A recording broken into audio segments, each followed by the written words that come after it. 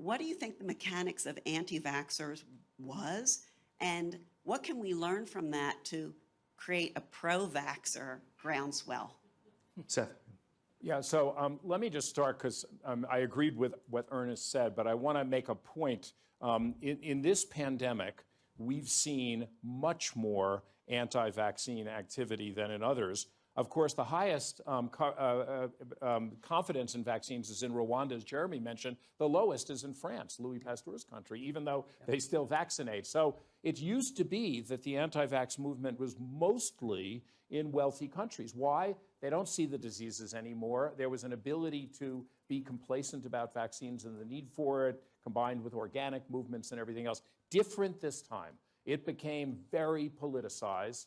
And with that politicization, we also saw nefarious groups using this as a way to leverage, creating distrust in governments, distrust in institutions. And that then has now moved out in the social space. And so in the developing world, the problem is not an indigenous anti-vax movement there. It's there having concerns because they're hearing of what's happening in the rest of the world. And that's where local leadership is so critical that Ernest has talked about, getting local leaders to speak, to understand, and to get people to be confident. But I think, I don't know how to solve the problem when politicians, well-educated politicians with science degrees, are, pushing out things that just don't make any scientific sense. That is a problem. And it certainly affects people's confidence in institutions and interventions.